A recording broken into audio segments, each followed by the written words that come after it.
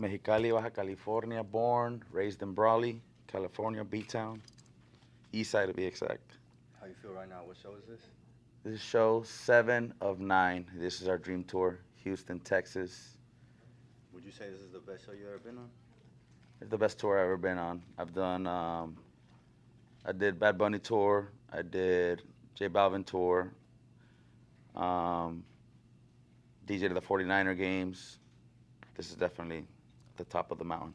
It's lit. Why? It's party vibe. It's It's just the culture, bro. I'm around raza, So for me, it's more like I'm around my people, It's I could be me, I could do, you know, I could do me, and it's a vibe. So so I think that's what. you feel rooted. You feel in tune with yourself. Yeah, I feel, exactly. I just feel like we're all in sync. We're all on the same page. It's culture, it's raza, it's like our music, it's our dream. Cool. And then let's see. What's the next show coming up? Next show coming up, Arlington, Texas next week, followed by New York the following, and then this is our dream tour. Stadium tour is a wrap, but then we got a little announcement coming out after that. That's all I'm gonna say. Cool, cool. Second leg, Second leg. from what I heard. We'll do the second part of the interview after that's public. Exactly. All right. And then so far, what city has been the best show? I mean, for me, San Diego, because obviously that's my hometown. Um, it was the very first show of the tour. It was the first game of the World Cup. Like they were showing the World Cup game, the Mexico game, on the screens. So the energy was crazy. Yeah, again, backyard show, first show of the tour. So for me, San Diego. But I would say Phoenix was lit. Phoenix was lit. Phoenix was a dome. So like the energy was crazier. It was louder. The lights looked crazier. So Phoenix is definitely up there. But we'll see what Houston got in. We'll see what Houston got in store. I mean, we're in a dome here too, and A-Sound got a lot of Latinos, a lot of Mexicans. So I'm sure it's gonna be wild tonight. Yes, sir. And then what's the plan after the tour? The plan after the tour for me, I got Baja Beach Fest that I DJ. Been DJing that for 7 years. So literally last show New York. Next day I fly to San Diego, drive across the border to Rosarito, DJ the festival. And then I got music, working on music, working on an album. Signed to Street Mob, signed to World Politan Records. So I got some singles I'm gonna put out, and hopefully an album end of this year, top of next year. Sick. So a person as busy as you, how do you feel like you juggle everything? Like, do you feel like you get enough rest, or you feel like you just focus, or Look, what's? I'm all about balance, right? So like, I take care of my body, I train, I rest as much as I can, I eat right. Um, this is a lot. It's a mental game, Being on the road, it's a mental game number one. So you got to take care of your mind, your body. Also have kids. I have two daughters, so I balance them. So Hector, the personal me, Dynamiq, the DJ, artist. You got to turn off that artist and go into the person, the human being. So I balance my kids. I balance my DJ career. So it's just balance, You got to balance my life, my two lives. Got to balance my health. Because you got to be on point on show day. You got to be on point. You got to lock in because we're performing in front of 45,000 people, and the show is a show. It's a performance, and got to bring your A game to every show. That's cool. Sounds like Dynamics proud of Hector, and Hector's proud of Dynamic, huh? Yo, I really am. I was in Vegas. We were in Vegas a few weeks ago, and I saw they had a big ass fucking the side of the hotel. They had my flyer like Dynamiq after party, and I literally went up. I was standing outside of the hotel, and I looked at him, and I was like, I'm proud of you, bro. It's Dynamiq telling Hector. No, Hector telling Dynamiq, I'm proud of you, bro. But yeah, vice versa. Dynamiq's proud of Hector. Hector's proud of Dynamiq. This is a 20-year anniversary of my DJ career this summer. I started my senior year in high school, 2006. So I've come a long way. 20 years in any industry is crazy. Hmm. So to be here now at the peak of my career on tour with Fuerza, It's a dream. This is our dream. Gracias a Dios. In reality, it almost don't get better than that. It almost don't get better than that, but I'm always the type that like, what's next? I don't feel content with my goals or my dreams. Like when I started DJing for the 49ers, I was like, I made it. There's nothing bigger than this. Then from there, I went on tour with Bad Bunny. I said, there's nothing bigger than this. Then from there, I started getting booked at these big festivals like Baja Beach Fest, Lollapalooza, Sueños, and I was like, it doesn't get bigger than this. And now I'm here with Fuerza, and it's not gonna get bigger than this, but I'm locked in with Street Mob and Fuerza, and I think the music is what's gonna be the next level.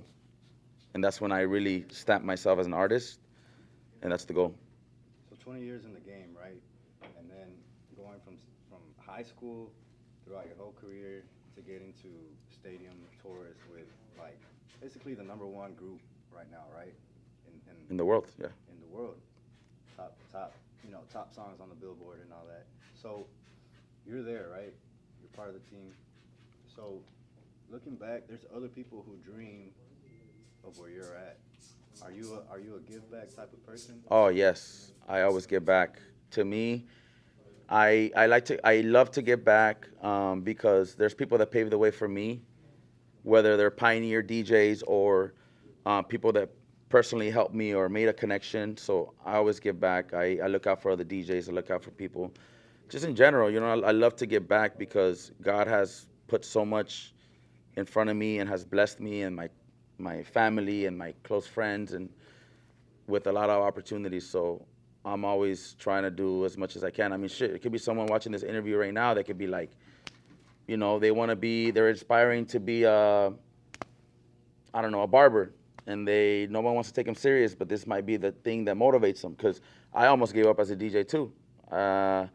Couple years in the game, and I was maybe 23. My first child was born, and I was like, damn, this DJ shit's not really paying the bills, and I considered getting a day job, but then I flipped it, and I was like, nah, I'm gonna give it one last try. And I did, and I stuck with it, and thankfully, I haven't had a day job in 20 years. Gracias a Dios. And I'm not knocking any people that have day jobs. Just for me, like, shoot for your dreams. Like my little brother just did this a year ago. He had a dream, and he always did the day job thing. And I told him, bro, give your dream a shot for 6 months, lock in. And now he's a superintendent of his industry back home in Brawley, actually. So I'm proud of him because he stuck to his dream, and his passion. So it's hard. It's scary. It's scary. Even you behind that camera, right? Like I'm sure you have goals and dreams of doing your passion, which is shooting. And for me, it was music. And here I am, and it's scary. A lot of people don't have the resources, don't have the patience, don't have the discipline to achieve a dream, pursue a passion. So take a leap of faith and try it out. And I think if you really put God first, if you work hard and you're disciplined, I think you could achieve anything. I know you can achieve anything. I'm a prime example. You know what I'm saying? So you were 5 years in, only 5 years in compared to the ratio of your 20-year career, and you were ready to quit. Yeah, I was. It's one of those things where you mentioned God, and it's one of those things where it's like, as fast as things can fall apart, that's how fast things can come together. Exactly. And at the end of the day, 20 years go like this. Yeah. But look at everything you built. You know what I mean? Correct. And I remember this was like 2012, 13. Like being Latino wasn't cool. Being Mexican wasn't cool. Yeah. I was told I would DJ these white boy clubs, no disrespect to anyone, but I would DJ these American clubs, and they would say like, bro, you can't play Mexican music. You can't play reggaeton.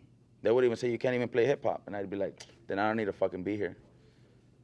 And then I started getting booked at these American venues, and I'm like, I'm gonna play me, I'm gonna do me. I stuck to my roots, and I also come from a hip hop background, so I would play the hip hop, I'll play the reggaeton, and then little by little they started adapting to it, and it started being cool. And I feel like that's how I kind of built a lane for myself, was because I stuck to my beliefs, and I wasn't like a lot of these other DJs that were like, oh fuck, if you're playing there, you can't play that. And then they look at me crazy, like, bro, I can't believe you played hip hop. I can't believe you played reggaeton. Like, that's crazy, And I'd be like, or they'd be like, I can't believe you played a cumbias. I'm like, bro, like, that's me. And I feel like that also kind of put me in a lane that, like, this is what you get. This is Dynamiq, and what you see is what you get. If this is not your cup of tea, or this ain't your book, turn the page, next chapter, whatever, find someone else. But my point is, just stick to what you believe in, you know what I'm saying? And I think that helped me a lot also get over that year 5 where I almost quit because I was told, bro, I used to even be told, like, don't talk on the mic. You sound too paisa. Yeah, real shit. And I don't want to make it seem like I'm talking bad about that person, but he told me he had good intentions to tell me from his bosses who were Americans. And they were like, yo, you shouldn't talk on the mic, bro. Like, you sound too Mexican. I'm like, what the fuck does that mean, That shit built a fire under me where I was like, all right, motherfucker, now I'm going to talk more on the mic. But yeah, like, that's the kind of shit that I was told. That's the kind of shit that made me, like, second guess, like, is this what I want to do? Is this what I want to, pursue? But I flipped it again. I flipped it into, like, it's like adding fuel to the fire, So what would you say to a DJ right now that feels like they've been in the nightlife industry and it's just an autopilot and they want to get up, and they want to push up. How did you overcome that step? How did you step up? What made you shine above everybody else? I think you have to wear many hats. You can't just be a DJ. You gotta market yourself. You gotta it's a business at the end of the day. You gotta attract people to come see you, to come see your performance. You gotta wear many hats, You gotta be an asset. Like, I started doing my own events. I started throwing my own parties, and I made cool parties that were like what I thought were cool, and people related to them. And I think my advice to any DJs is make music, DJ, do events, market yourself, invest in your brand, and most importantly, aside from being disciplined, be a good person, bro. Because if you're not liked, you're not gonna get booked. You could be the dopest DJ.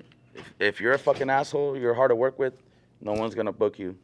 So I think that's my biggest advice to DJs is don't just show up and DJ, bro. You gotta do everything, the networking, the marketing.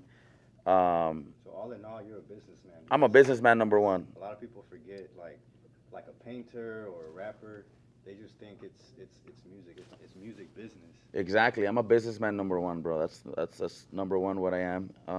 And I treat everything as a business. I treat my DJing as a business. I treat everything. Any relationship that I make, it's like how do we grow together? How do we build? So you were 5 years in. That's when you felt low, right?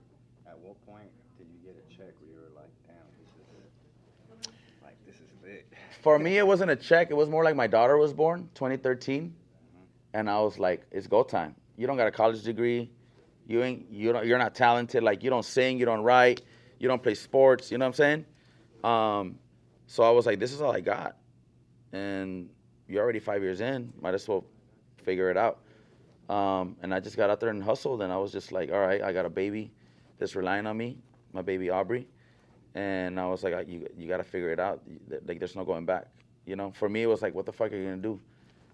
Go work construction, go work, landscape, whatever it may be. And I was like, this is all I have to make it work. So thankfully, I stuck to my dream, and here I am 20 years later, 15 years from 2013.